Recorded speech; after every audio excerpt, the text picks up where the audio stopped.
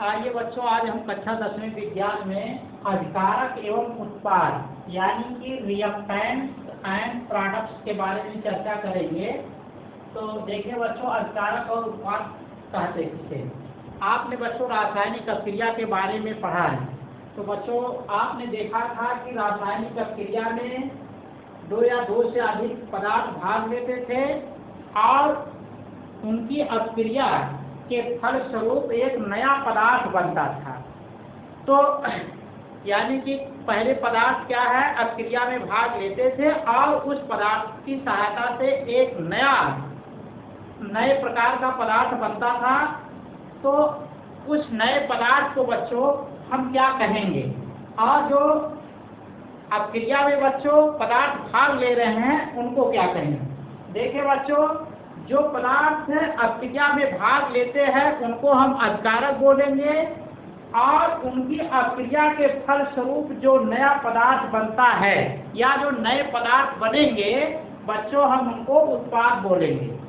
यहाँ आपको बताया जा रहा है किसी रासायनिक अभिक्रिया में भाग लेने वाले पदार्थों को अधिकारक, यानी कि किसी भी रासायनिक अभिक्रिया में जो पदार्थ भाग लेंगे बच्चों उसको क्या बोलेंगे, अधिकारक। एवं अभिक्रिया के फलस्वरूप यानी कि उस अभिक्रिया के परिणाम स्वरूप फलस्वरूप प्राप्त पदार्थों को, यानी कि जो अभिक्रिया के फलस्वरूप पदार्थ प्राप्त होंगे उनको बोलेंगे उत्पाद यानी कि प्रोडक्ट। जैसे बच्चों देखिए, यहाँ सिल्वर नाइट्रेट है और यहाँ क्या है, HCl। तो सिल्वर नाइट्रेट और HCl जो पदार्थ है ये आपस में क्या कर रहे हैं, जुड़ रहे हैं, यानी कि अभिक्रिया करेंगे। जब बच्चों जुड़ेंगे तो क्या करेंगे, अभिक्रिया करेंगे। और इस अभिक्रिया के दौरान देख रहे हैं सिल्वर क्लोराइड और नाइट्रिक अम्ल यानी कि HNO3 का निर्माण हो रहा है। ये नए पदार्थ बन रहे हैं इनकी सहायता से। अब ये जो बच्चों नए पदार्थ बने हुए हैं इनको हम उत्पाद यानी कि प्रोडक्ट बोलेंगे। यानी कि बच्चों रासायनिक अभिक्रिया में भाग लेने वाले पदार्थ अधिकारक होंगे और रासायनिक अभिक्रिया के फलस्वरूप जो नए पदार्थ बनेंगे उनको हम उत्पाद बोलते हैं। आगे देखिए बच्चों, रासायनिक समीकरण यानी केमिकल इक्वेशन किसे बोलेंगे। देखिए बच्चों, अभी आपने पढ़ा है कि रासायनिक अभिक्रिया में कुछ पदार्थ भाग लेते थे और उनकी सहायता से एक नया पदार्थ बनता। तो जो बच्चों रासायनिक अभिक्रिया में भाग लेते थे आप उसको अधिकारक बोलते थे और जो नया पदार्थ बनता था आप उसको उत्पाद बोलते थे। अगर बच्चों इसी अधिकारक उत्पाद को, अगर इनकी अभिक्रिया को हम संकेत और सूत्र की सहायता से प्रदर्शित कर दें तो ये हमारा जो समीकरण प्राप्त होगा इसको हम रासायनिक समीकरण बोलेंगे। यानी बच्चों अधिकारकों की अभिक्रिया के फलस्वरूप जो नया पदार्थ बन रहा है उनको अगर हम संकेत और सूत्रों की सहायता से प्रदर्शित कर दें तो ये हमारा क्या हो जाएगा, एक रासायनिक समीकरण हो जाएगा।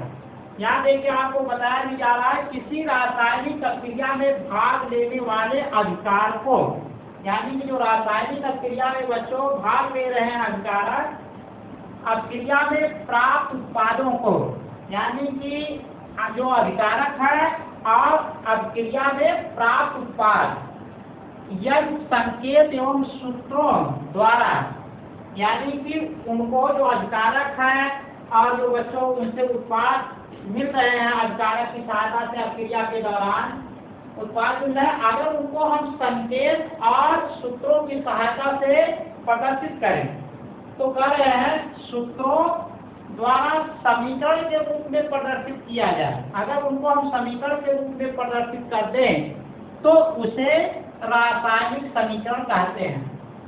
वही बच्चों यानी कि जो अधिकारक हमारे हैं और जो उत्पाद हैं अगर उनको संकेत और सूत्र की सहायता से प्रदर्शित करें तो हमारा ये हो जाएगा रासायनिक समीकरण। देखिए बच्चों, जैसे सोडियम और जल जब आपस में अभिक्रिया कर रहे हैं तो यहाँ हमने सोडियम के लिए संकेत लिखा, जल के अणु के लिए क्या है, सूत्र लिखा और यहाँ देखिए इनके बीच में प्लस का चिन्ह लगाया, और देखिए यहाँ एक एरो का संकेत हुआ। फिर देखिए यहाँ सोडियम हाइड्रोक्साइड का बच्चों सूत्र लिखा और H2O का सूत्र लिखा। तो बच्चों ये देखिए हमने इनको यानी कि जो अभिकारक हमारे यहाँ सोडियम और जल, और यहाँ देखिए उत्पाद जो बन रहा है सोडियम हाइड्रोक्साइड और हाइड्रोजन, इसको हम संकेत और सूत्र की सहायता से लिखा है। तो अगर इनको हमने सूत्र और संकेत की सहायता से लिखा तो ये जो बच्चों समीकरण हमारा है ये क्या हो जाएगा, रासायनिक समीकरण हो जाएगा। आगे देखिए बच्चों रासायनिक समीकरण लिखने की विधि, यानी कि रासायनिक समीकरण को हम कैसे लिखते हैं। देखिए पहला पॉइंट है रासायनिक समीकरण लिखने का। रासायनिक समीकरण में अभिकारकों को बाईं तरफ लिखते हैं, यानी कि अभिकारक को बच्चों हमेशा हम बाईं तरफ लिखेंगे, दाहिनी तरफ कभी भी नहीं लिखेंगे, यानी कि जब भी लिखेंगे बाईं तरफ लिखेंगे। एवं अभिकारकों के बीच प्लस का चिन्ह लगाते हैं, यानी कि जो अभिकारक होंगे उनके बीच हम प्लस का चिन्ह लगाएंगे। ये बच्चों संकेत होता है कि हम उनको एक साथ जोड़ रहे हैं, मिला रहे हैं। दूसरा बिंदु है बच्चों रासायनिक समीकरण में उत्पादों को दाईं तरफ लिखते हैं एवं उत्पादों के बीच प्लस का चिन्ह लगाते हैं, यानी कि उत्पाद को हमेशा दाहिनी तरफ बच्चों लिखेंगे, और जैसे अभिकारक के बीच प्लस का चिन्ह लगाते हैं उसी तरह उत्पाद के बीच भी प्लस का चिन्ह लगाएंगे। और तीसरा पॉइंट है बच्चों लिखने का, अभिकारकों के बीच बराबर यहाँ कर दीजिए या तीर, यानी कि एरो का निशान लगाते हैं, यानी कि अभिकारक और उत्पाद के बीच या तो बच्चों हम बराबर का संकेत लिखेंगे या तीर का संकेत लगाएंगे। जैसे सोडियम और जल जब आपस में अभिक्रिया करेंगे बच्चों, ये देखिए हमने अभिकारक को बाईं तरफ लिख दिया और देखिए दाहिनी तरफ जो उत्पाद बन रहा है उनको लिखा, लेकिन अभिकारक और उत्पाद के बीच देखिए हम यहाँ तीर का निशान लगा रहे हैं, या इनके बीच बच्चों देखिए हम बराबर का चिन्ह भी लगा सकते हैं। समीकरण हमारा वही है, बस केवल संकेत हमने बदला है। जो अभिकारक और उत्पाद के बीच है यहाँ एरो का चिन्ह लगाया है और हमने यहाँ इक्वल यानी बराबर का चिन्ह। ये देखिए बच्चों हमारा बायां पक्ष है, बायां पक्ष में क्या होगा अभिकारक, और ये क्या है दाहिना पक्ष है और इसमें क्या होगा उत्पाद होगा। अगला बिंदु है, चौथा बिंदु है रासायनिक समीकरण में दोनों तरफ प्रत्येक तत्वों के परमाणुओं की संख्या बराबर कर लेते हैं। अगर बच्चों तत्वों के परमाणु बाईं दाईं तरफ बराबर नहीं है तो उनके हम परमाणुओं को बराबर करेंगे, और जब बच्चों परमाणु बराबर हो जाएंगे उस समीकरण को हम बोलेंगे संतुलित समीकरण। जो रासायनिक समीकरण हो हमारा क्या हो जाएगा, संतुलित हो जाएगा। जैसे बच्चों हमारा सेंस है कि सोडियम जब जल से अपक्रिया करता है, सेंस के हिसाब से बच्चों सोडियम क्या है जल से अपक्रिया करता है, तो इस दौरान क्या बनता है सोडियम हाइड्रोक्साइड बनता है और हाइड्रोजन गैस निकलती है। तो बच्चों सेंस के हिसाब से सोडियम की जल से अपक्रिया होने के बाद सोडियम हाइड्रोक्साइड और हाइड्रोजन गैस बनता है। तो अभिकारक हमारे क्या हो गए सोडियम और जल। हम बच्चों संकेत में जब लिखेंगे तो उनकी संख्या को पहले नहीं लिखेंगे, ये हमको पता नहीं होगा कि ये कितनी संख्या में भाग लेंगे।